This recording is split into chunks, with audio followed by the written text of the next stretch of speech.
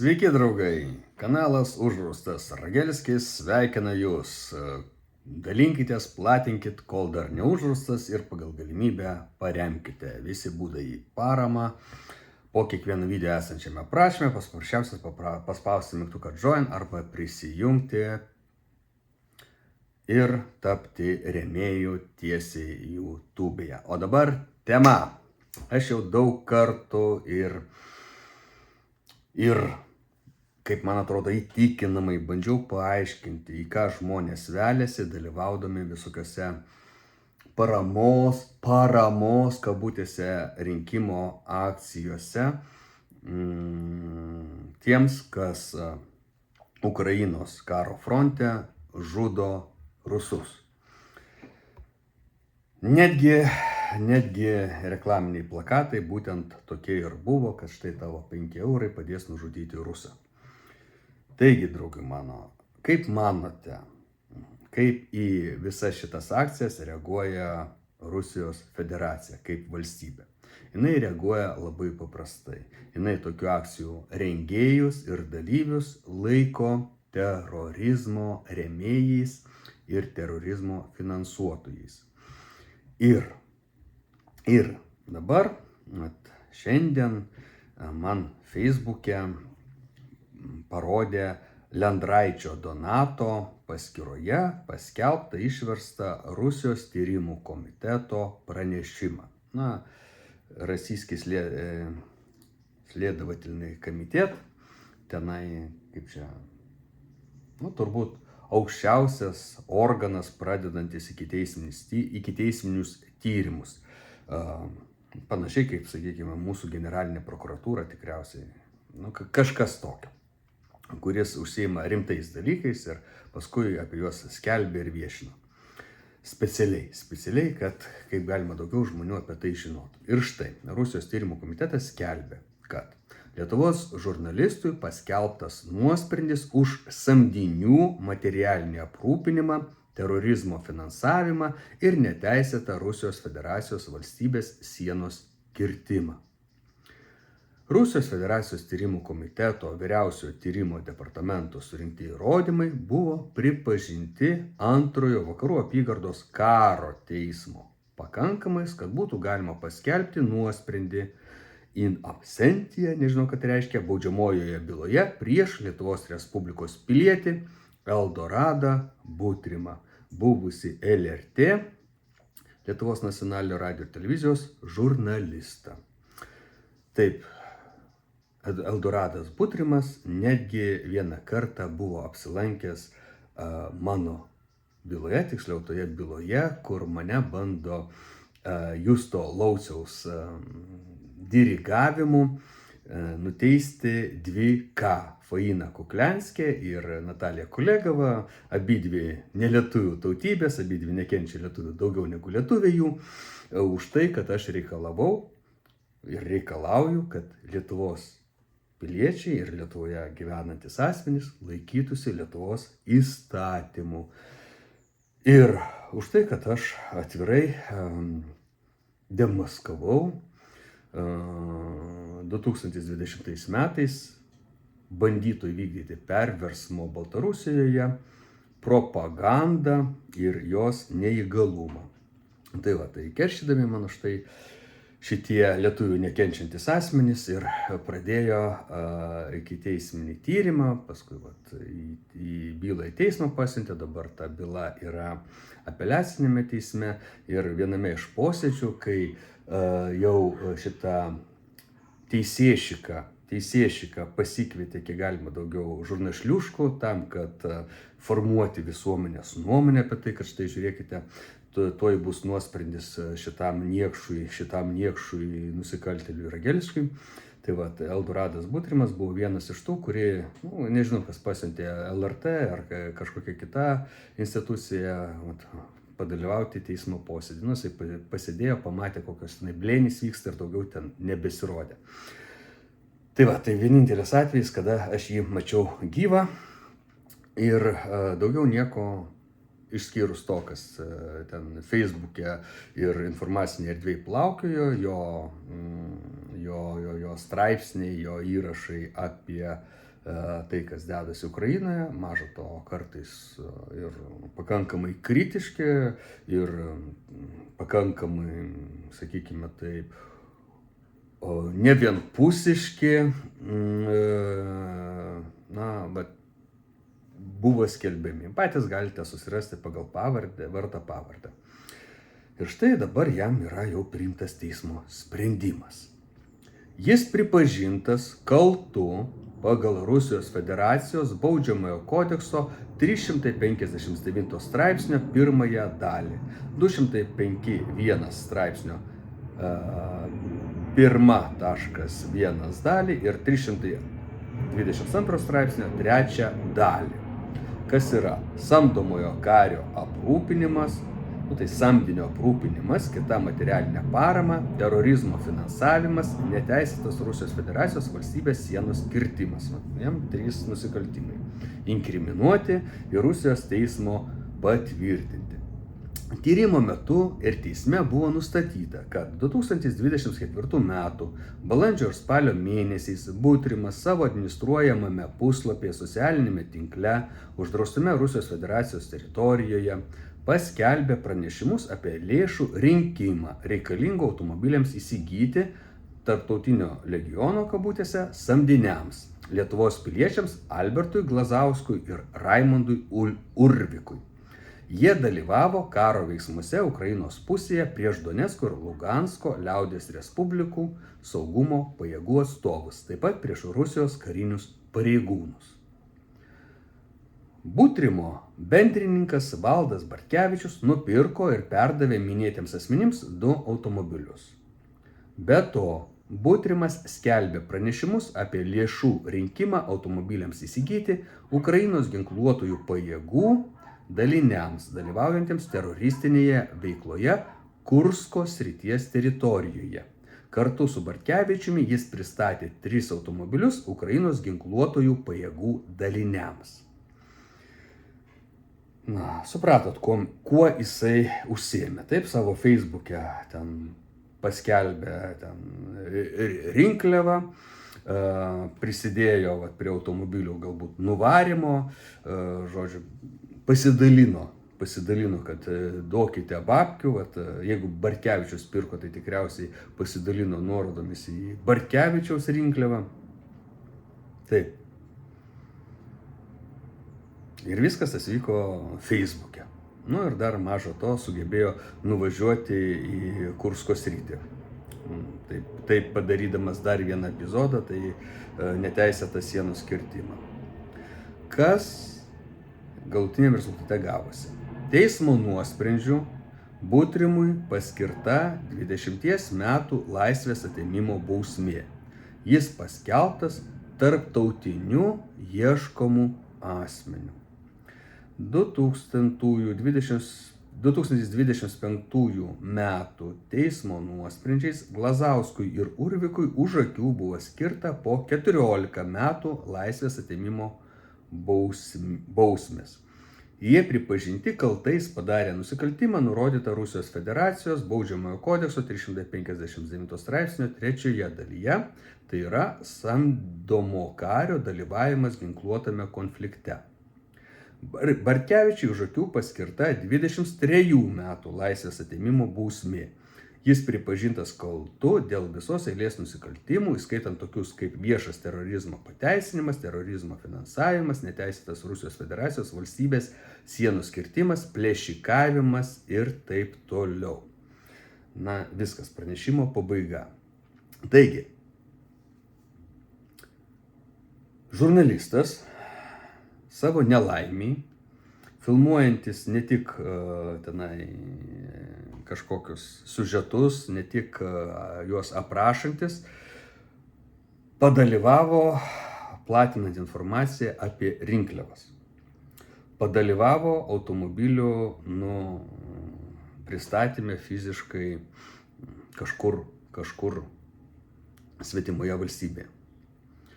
Ir už tai jisai dabar oficialiai yra nuteistas 20 metų laisvės atėmimo bausme už akių ir paskelbta tarptautinė jo paieška, kaip ir visų kitų, kas yra nuteisti už akių. Tai yra dabar Eldoradui Butrimui nėra kito varianto, kaip tikėti tokiu absurdišku dalyku kaip Ukrainos pergalė Rusijos federacijos sunaikinimu,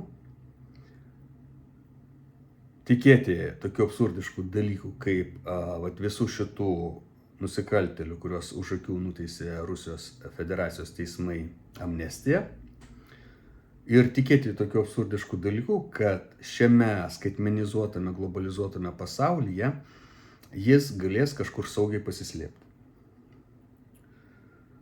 Šiaip jo vietoje aš jau dabar susirinkčiau daiktus ir tepčiau slides į potencialiai labiausiai Rusijai konfrontuojančią šalį, kurie tikėtina niekada neišduos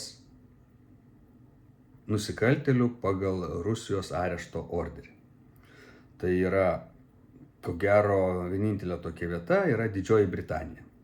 Ir stengčiausi tada tenai tapti ypatingai naudingu Didžiosios Britanijos naujuoju piliečiu, kuris būtų vertingas Didžiosios Britanijos ten tai funkciniai sistemai, kad jiems būtų nebūtų intereso, kai ateityje prasidės prekyba reikalavimai ir šitų nuteistųjų perdavinėjimas, kad Didžioji Britanija turėtų pretekstą užsistoti. Štatai po Antrojo pasaulinio karo tapo priebėga daugybei nacijų. Bet visų pirma, nacijų priebėga tiems naciams, kurie buvo naudingi štatams. Tai yra, kurie kūrė karinę pramonę, kurie kūrė kosmoso srityje dirbo štatuose, kurie atominės fizikos srityje dirbo štatuose. Kita dalis nacių bėgo į Lotynų Ameriką.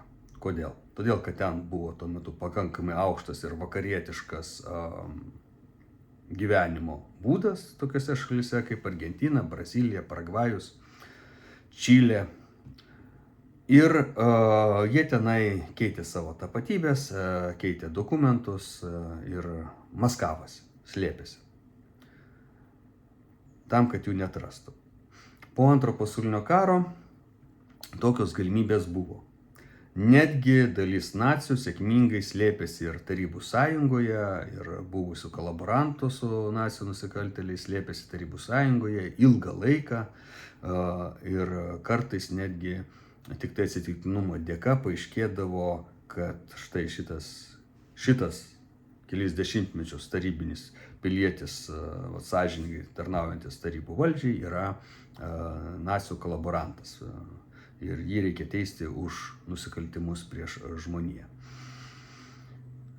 Kodėl? Todėl, kad tada visi dokumentai buvo popieriniai, visi archyvai buvo popieriniai, dalis archyvų buvo sunaikinta, maža to, ne visi dokumentai buvo tokie, pagal kuriuos galima buvo identifikuoti asmenys, taip kad ten perklijuoti nuotrauką ar pasinaudoti panašaus žmogaus į save dokumentais ir pagal juos pasidaryti naujus dokumentus, taip pat slepiant savo tikrąjį vardą, pavardę, buvo įmanoma. Ypatingai ten įsimaišius į pabėgėlių gretas, ne šiaip sau tenai nacių kolaborantai kartu su pabėgėliais spruko į vakarus ir nusėdo paskui Australijoje, vakarų Europoje, toj pačioje Lotynų Amerikoje, štatuose. Tai šitą padaryti buvo galima. Užsimaskuoti ir dar pakankamai nesudėtingai. Dabargi, kai visi Lietuvos piliečiai, visi Eurosąjūzo piliečiai, visi Rusijos piliečiai, praktiškai visi demokratinio pasaulio piliečiai yra suregistruoti, Išduodant jiems asmens dokumentus yra paimami pirštų antspaudai, yra biometrinis veido atvaizdas padaromas. Vienintelė galimybė saugiai pasislėpti, pasikeisti tapatybę, lieka ta tokia egzotiška ir filmuose rodomos kosmetinės operacijos, kai yra keičiamas veidas, tenai nudeginami pirštų antspaudai, na, žodžiu, toks visiškas toksai kriminalinis dugnas. Ir išeiti į tą kriminalinę erdvę. O legaliai tapti kitu asmeniu ir pradėti gyvenimą iš naujo, taip nebijant, kad tave atpažins, tave išryškins ir tave išduos, kokią nors progą patikrinus tavo dokumentus, praktiškai nėra. Maža to, šiais metais pavasarį nuskambėjęs šlovingasis skandalas apie nekilnojamo turto registro nutekintus duomenis. Tiksliau ne tai, kad nutekintus, apie tai, kad tos duomenys siurbė per migracijos departamentą prisijungę nežinomi asmenys, rodo vieną, kad migracijos departamentas Lietuvos, kuriame yra saugomi mūsų visų pirštų antspaudai, biometrinis mūsų abrozdėlis ir visi asmens tapatybės dokumentai yra jau beveik garantuotai, galima sakyti, yra nusikopijuotas jo duomenų bazė ir mes visi esame pas kažką, taip sakant, pradublikuoti. Kažkas turi visų mūsų duomenis ir labai tikėtina, kad tas kažkas yra tas, kas suinteresuotas. Kas yra suinteresuotas? Kriminalinis pasaulis yra suinteresuotas ir su Lietuva konfrontuojančių šalių žvalgybos. Tokių šalių nėra daug. Tai yra Rusija, Baltarusija, Lenkija, Didžioji Britanija, kuriai reikia visus laikyti už kiaušų, ir Štatai, kuriems irgi reikia visus laikyti už kiaušų, ir Izraelis, kuriam irgi reikia priglysti kur visur įmanoma. Tai čia šiuo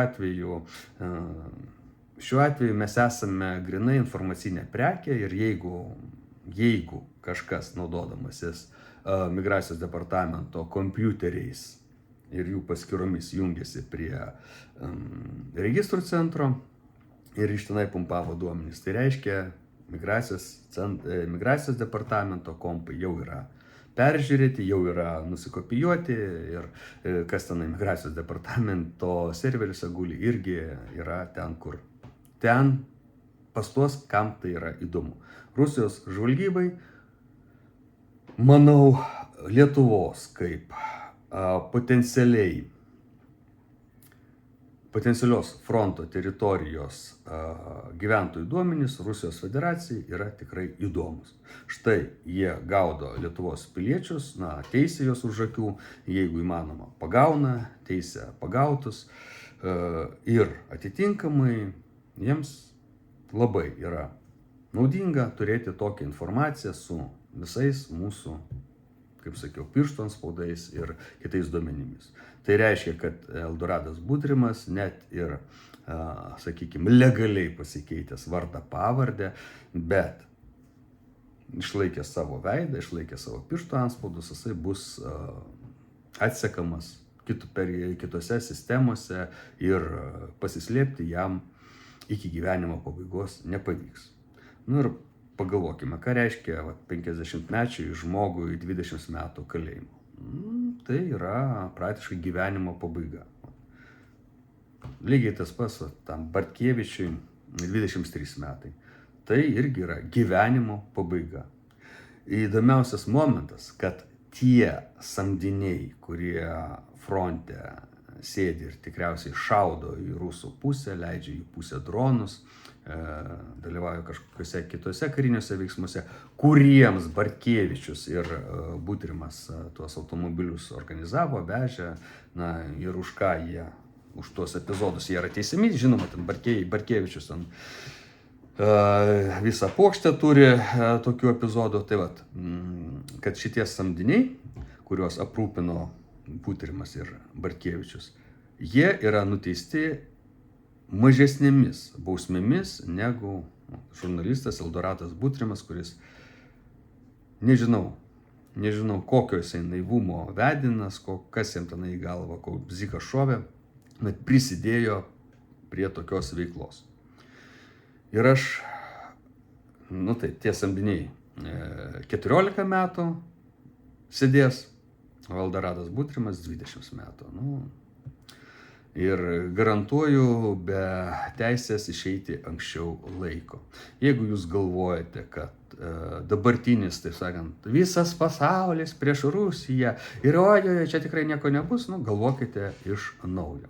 Tai, kai jūs vadinate visas pasaulis, tai yra apie 37 valstybės, kurios yra visų pirma, o taip pat tiesiogiai priklausomos nuo Jungtinių Amerikos valstybių ir Didžiosios Britanijos tandemo. Tame tarpe ir Evrosąjūzas. Evrosąjūzas, kuris dabar pradeda byrėti.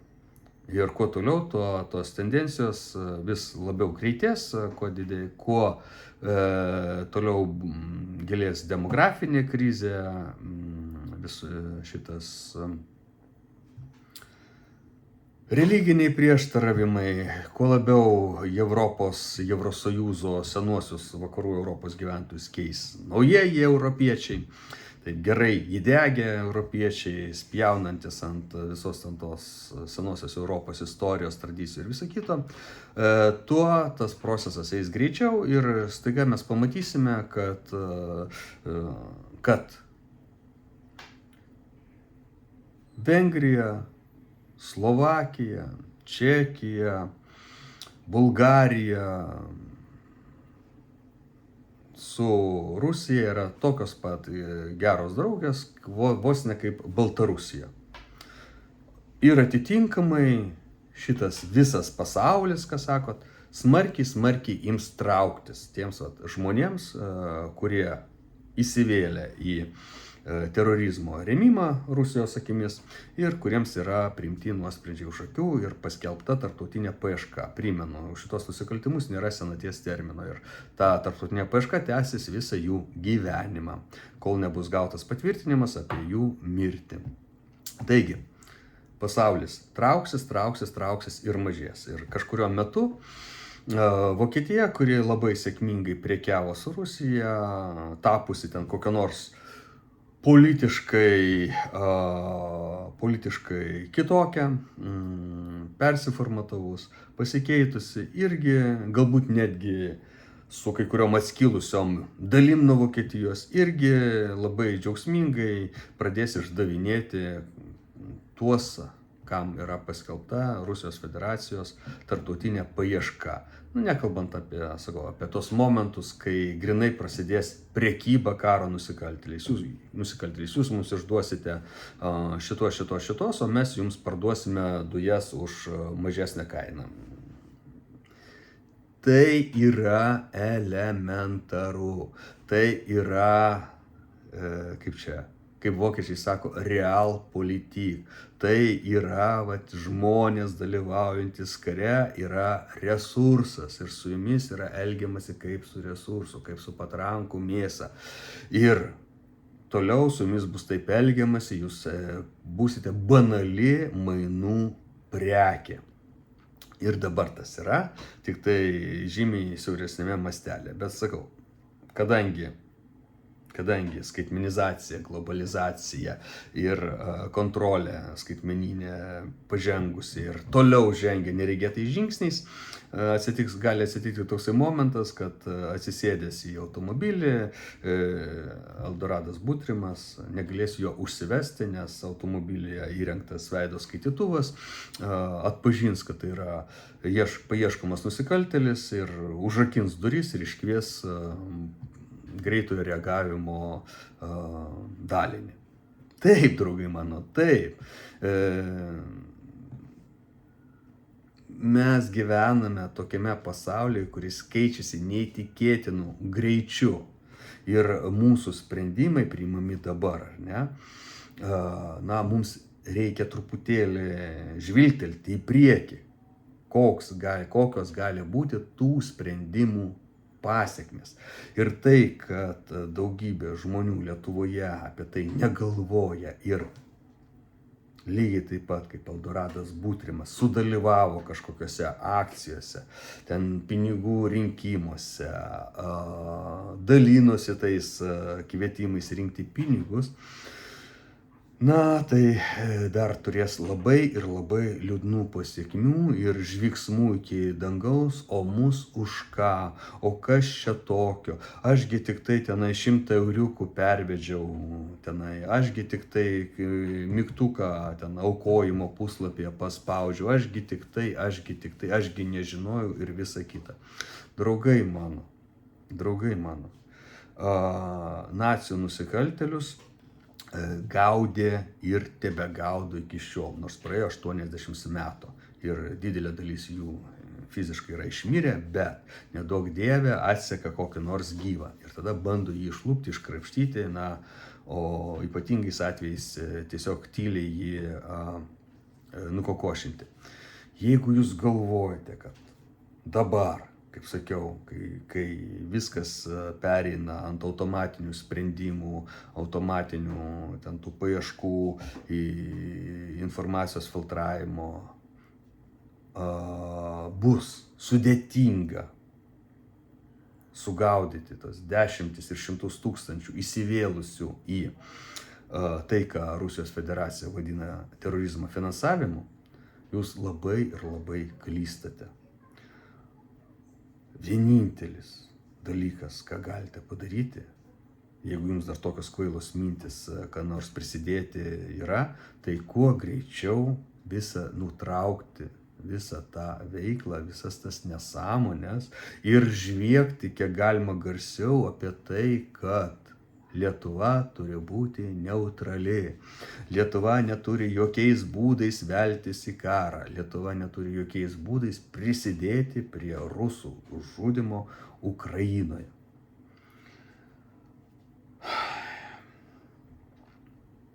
Anksčiau, senais gerais laikais, kai šimtmečiais niekas nesikeisdavo, sprendimas, kurį žmogus priimdavo savo gyvenime, atsišaukdavo, jeigu apskritai atsišaukdavo kada nors po dešimtmečių, po kitos, antros, trečios kartos eigoje. Dabargi, kai viskas yra labai greitai, neteisingai priimtas sprendimas atsišaukia dar žmogaus gyvenime. Ir, kaip sakau, visi gaus tai, ko nusipelnė savo realiais veiksmais. Davėte pinigų žudyti rusams, rusai jums duos per galvą. Vienintelis variantas tai dabar, kad kuo mažiau rusams reikėtų kariauti ir gaudyti tokius asmenis po visą pasaulį. Aš suprantu, kad tai, ką kalbu, šitiems pidrijotams nepriimtina visiškai. Jie gyvena savo iliuzijų pasauliu, jiems propaganda pastoviai pasakoja, kaip tuoj Rusija žlugs, Rusija bus sunaikinta, kad štai tuoj viskas, mes tuojau pakabinsime Lietuvos trispalvę ir Ukrainos dvispalvę ant Kremliaus bokštų ir draugiškai dalinsimės Sibirą gabalais. Galite gyventi tokiais kliedesiais, bet realybė truputį kitokia. Realybė rodo, kad pasaulis drastiškai keičiasi. Visi tie karai, visos tos krizės, visos tos perturbacijos, kurios dabar vyksta, tai yra tų pasikeitimų pasekmė, kai anglo-judosaksai bando iš paskutiniųjų išsivynioti ir štatai susikurti saugią zoną anoje pasaulio pusėje, kurioje jie kontroliuotų pilnai Šiaurės Amerikos žemyną ir Pietų Amerikos žemyną, jau išsineždinę iš šito mūsų pusrutulio, bet prieš išsineždinami jie čionai turi pakurti kiek galima daugiau chaoso, kiek galima daugiau sunaikinti, kiek galima daugiau ir įmanoma pramonės centrų, ištrinti savo galimus politinius, geopolitinius konkurentus, būtent vakarų Europą. Ir tam naudojama ir Afrika, ir tam naudojama artimieji rytai naudojami. Todėl ten viskas dega, liepsnoja, todėl tenai liejasi kraujas. Todėl šitas yra skelbiamas Drang Nachos, į kurį siunčiama būtent Europą, o amerikonams stovint šalia ir trinant rankutėmis. Jeigu jūs to nematote, jeigu jūs to nesuprantate, tai esate tiesiog akli, o jeigu jūs dar prisidedate prie to Drang Nachos ir bašliuojate už tai, kad kažkas galėtų dar bent šiek tiek ilgiau žudyti rusus, tai kas jūs tada perauklės? Tada jūs perauklės Rusijos sunkiųjų darbų kalėjimuose, bet tokiomis bausmėmis 20 metų, 17 metų ten. Terorizmo rėmimas, man atrodo, pagal straipsnį Rusijoje yra nuo 17 metų. Ir kuo daugiau ten tų epizodų, tuo ten ta bausmė didėja. Taip kad, draugai mano, baikite šituos žaidimus, nes tie žaidimai jums atsirūks tuo, ko dabar, kas dabar laukia Eldorado būtrimo.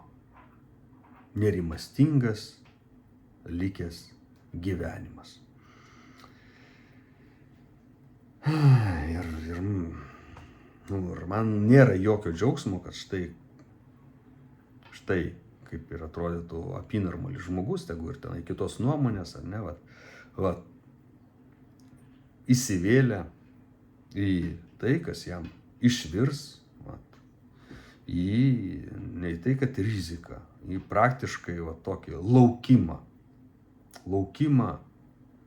ir gyvenimą nuolatinėje baimėje. Viskas, draugai mano, iki.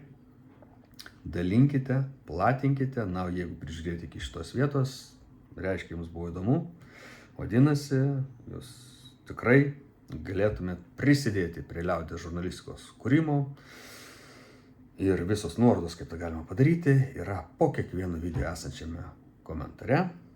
Paprasčiausias būdas paspausti mygtuką Join arba prisijungti po kiekvienu video ir išsirinkti savo rėmimo lygį. Viskas ir iki.